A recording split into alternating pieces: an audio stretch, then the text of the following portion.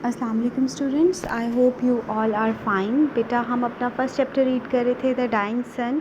अभी तक हमने पढ़ा कि सितारे according to sir James Jeans सितारों का और प्लैनेट्स का कितना हुजम होता है, उनका कितना साइज़ होता है, ये यूनिवर्स कितनी बड़ी है। फिर हमने ये पढ़ा कि सितारे कैसे ट्रैवल करते हैं और एक एजम्पशन या एक थ्योरी जो कि सर जेम्स जीन्स ने पेश की कि किस तरीके से हमारे प्लैनेट्स मार्ज़ वजूद में आए होंगे, कैसे एक सितारा घूमता हुआ सूरज के करीब आया होगा और इस तरह से एक बड़ी टाइडल वेव बनी होगी और उसकी वजह से, उसके टूटने की वजह से कुछ पीसेस जो हैं वो बाहर खला में गिर गए होंगे और वो हमारे प्लैनेट्स हैं। अभी तक हमने ये पढ़ा कि अर्थ कैसे बनी, अर्थ पे ज़िंदगी कैसे वजूद में आई। अब उसके लिए भी एक अजम्पशन है and that is what we are going to read today. Although we can not speak with any certainty, अगरचे हम किसी भी यकीन के साथ कुछ नहीं कह सकते, it seems most likely that the human race came into existence in some such way as this. लेकिन ऐसा लगता है या ऐसा बहुत ज़्यादा इसके चांसेस हैं कि इंसानी नस्ल कुछ इसी तरह से वजूद में आई होगी। कैसे? जैसा कि हम पहले पढ़ चुके हैं, from simple organisms to the complex one. सबसे पहले जो ऑर्गेनिजम्स बने थे वो बहुत सिंपल वन थे और आहिस्ता आहिस्ता उनमें एवोल्यूशन होता गया और अब मोस्ट कॉम्प्लेक्स फॉर्म हमारे सामने है, that is human being. Standing on our little grain of sand, हमारे रेत के छोटे से ज़र्रे पे खड़े होके we try to discover the nature and purpose of the universe. हम इस कायनात की नेचर और इसके मकसद को दरियाफ्त करने की कोशिश कर रही हैं, which surrounds our home in space, जो कि हमारे घर को या हमारा घर यानी कि हमारा प्लैनेट अर्थ को खला में चारों तरफ से घेरे हुए हैं। एंड टाइम, खला और वक्त और खला में चारों तरफ से घेरे हुए हैं। Our first feeling is something like fear, हमारे जो पहली फीलिंग है वो एक डर की, एक पहली कैफियत डर की है। We find the universe frightening, हमें ये कायनात डरावनी लगती है because of its immense distances, क्योंकि क्यों डरावनी लगती है? Because of its immense distances, इसकी तवील मुसाफतों की वजह से, which we do not understand, जो कि हम समझ नहीं सकते। फ्राइटिंग because of the stretches of time so great that we can not imagine them, हमें ये डरावनी लगती है क्योंकि because of the stretches of time, वक्त के लंबे लंबे धागे या फिर स्ट्रेचेस ऑफ टाइम, वक्त का बहुत ज़्यादा फैलाव, so great that we can not imagine them, इतने ज़्यादा कि हम उसको सोच भी नहीं सकते। Making the whole human history so very small, और उसके कंपैरिजन में अगर हम अपनी पूरी इंसानी तारीख़ को देखें उसके कंपैरिजन में, तो वो तो बहुत छोटी सी हो जाती है और उसकी कोई हकीकत ही नहीं रहती। Frightening because of our extreme loneliness, डर इसलिए लगता है क्योंकि हम मुकम्मल तौर पे तन्हा है इस पूरी कायनात में। And because of the littleness of our home in space, और हमारा घर जो है वो बहुत छोटा है। अगर हम खला में अपने घर को देखें, अर्थ को देखें, तो ये तो कुछ भी नहीं है।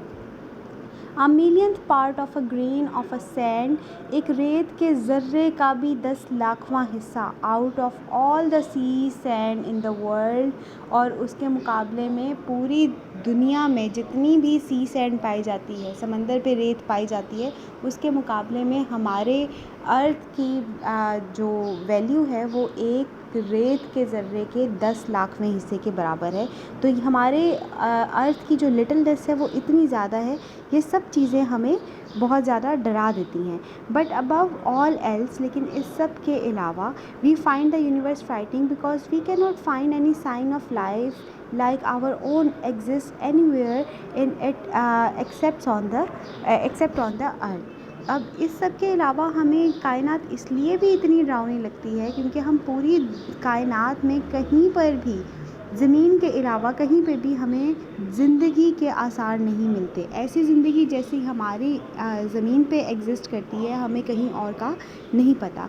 Indeed for the most part empty space is so cold that all life in it would be frozen. अब वो कह रहे हैं कि ज़्यादातर जो खला का हिस्सा है वो इतना ज़्यादा ठंडा है कि वहाँ पे हर तरह की ज़िंदगी जम जाए. Most of the matter in the space is so hot as to make life on it impossible. और कुछ हिस्सा खला का इतना गर्म है कि उसके ऊपर ज़िंदगी पॉसिबल ही नहीं है, वहाँ पे मुमकिन ही नहीं कि ज़िंदगी का क़याम वजूद में आए. Life does not seem to have any part in the plan of the universe which produced our planetary system. अब वो कह रहे हैं कि लाइफ ऐसा लगता है कि यूनिवर्स के प्लान में ये जो ज़िंदगी हमारे प्लानट के ऊपर वजूद में आई है, ये किसी प्लान का पार्ट नहीं थी, ये किसी प्लान का हिस्सा नहीं थी. ये पहले से जो है वो ये ऐसा नहीं था किसी के बाकायदा तौर पे इस तरह से ज़िंदगी वजूद में आएगी. शायद ये एक्सीडेंटली वजूद में आई है. बेटा keep this thing in your mind कि हम जो थ्योरी पढ़े हैं ये अकॉर्डिंग टू साइंस है. ऑब्वियसली हमने अपने मज़हब में और अपने इस्लाम में हमें इसका कुछ और बताया गया है कि ज़िंदगी कैसे वजूद में आई और अल्लाह ने कैसे जो है ये सब चीज़ें बनाई. लेकिन चूँकि हम ये एक ऐसे राइटर को पढ़ रहे हैं जो कि गैर मुस्लिम हैं और वो एक साइंटिस्ट हैं और वो अपनी एजम्पशन के बेस पे बता रहे हैं कि ज़िंदगी जो है वो अचानक से किसी हादसे की सूरत में वजूद में आई. Calculation shows that there can only be very few such systems in the space. अब वो कह रहे हैं कि जो कैलकुलेशंस हैं उनसे ये पता चलता है कि पूरी खला में इस तरह के जो सिस्टम्स हैं, हमारे सोलर सिस्टम की तरह के जो सिस्टम्स हैं वो बहुत कम हैं. Yet so far as we can see, life of the kind we know on earth can exist only on planets like the earth. और अभी तक जितना हम ज़िंदगी के बारे में रिसर्च करके इसको जान सके हैं, हमने क्या जाना है वो ये जाना है कि लाइफ जो है वो किसी ऐसे प्लेनेट पर ही एग्ज़िस्ट कर सकती है जो कि हमारी अर्थ से मिलता जुलता हो, जो कि ना तो बहुत ज़्यादा ठंडा हो ना बहुत ज़्यादा गर्म हो, जिसका सूरज से फासला यानी कि जो उसका एनर्जी का सोर्स है. हम अपनी एनर्जी कहाँ से लेते हैं? ज़्यादातर हमारी एनर्जी जो है वो सूरज से आ रही है.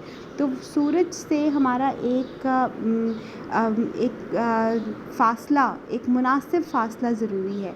अब ये मुनासिब फ़ासला या एक ये ख़ास जो डिस्टेंस है ये कितने सोलर सिस्टम्स में एग्ज़िस्ट करता है, उनके प्लैनेट्स के दरमियान और कैसे है, इसका हमें कोई आइडिया नहीं है. तो लाइफ जो है वो उसी तरह के प्लैनेट पे वजूद में आने के इम्कान है जैसा कि अगर कोई हमारे अर्थ की तरह हो. It need suitable physical conditions. इसके लिए ज़िंदगी के होने के लिए सूटेबल फ़िज़िकल कंडीशंस चाहिए उसके अपीयरेंस के लिए. The most important which is a temperature at which substance can exist in a liquid. और सबसे अहम है टेम्परेचर, दर्जा हरारत. ऐसा दर्जा हरारत कि जहाँ पे ना तो कोई चीज़ जो है वो बिल्कुल ही गैस बन जाए और ना ही कोई चीज़ बिल्कुल जम जाए, बल्कि ऐसा टेम्परेचर जहाँ पे कोई चीज़ माया की सूरत में रह सके, लिक्विड की फॉर्म में एग्जिस्ट कर सके.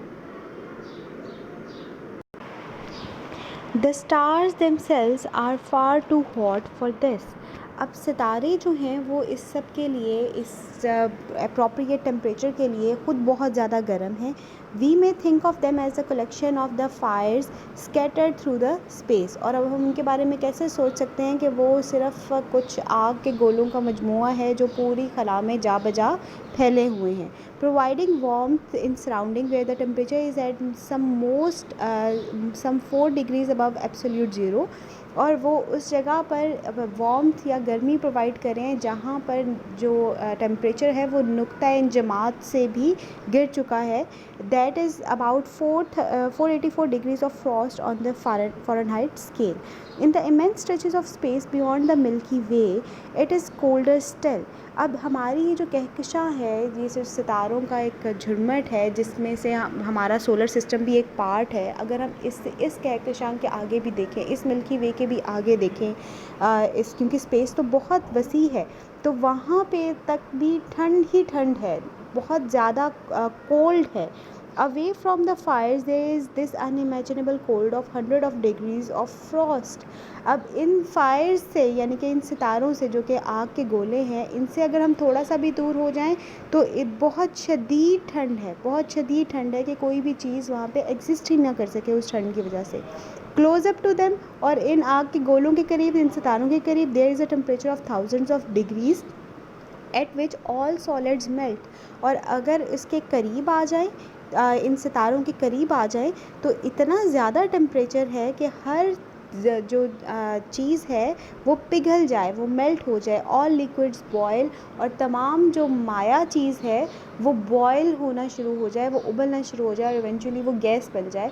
तो ये टेम्परेचर जो है, ये हमें कंपैरिजन नज़र आ रहा है, ये हमें टू एक्सट्रीम्स नज़र आ रही हैं कि एक तरफ टेम्परेचर बहुत ज़्यादा है, इतना ज़्यादा कि वहाँ पे हर चीज़ जो है वो पिघल जाए और गैस बन जाए और उधर लाइफ एग्जिस्ट ना कर सके, और दूसरी तरफ टेम्परेचर इतना कम है, इतना कम है कि हर चीज़ जम जाए और लाइफ एग्जिस्ट ना कर सके। Life can exist only in a narrow belt surrounding each of these fires at a certain distance.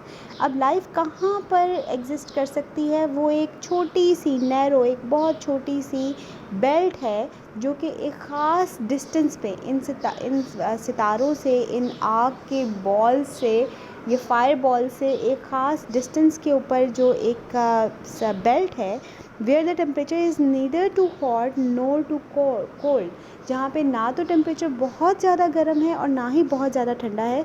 और ऐसी ही एक बेल्ट के ऊपर हमारी ज़मीन, हमारा प्लेनेट अर्थ जो है वो एग्जिस्ट करता है, इसीलिए यहाँ पे ज़िंदगी मार्स वजूद में आई। Outside these belts life would be frozen. अगर इन बेल्ट से बाहर की तरफ जाएंगे तो ज़िंदगी जमना शुरू हो जाएगी।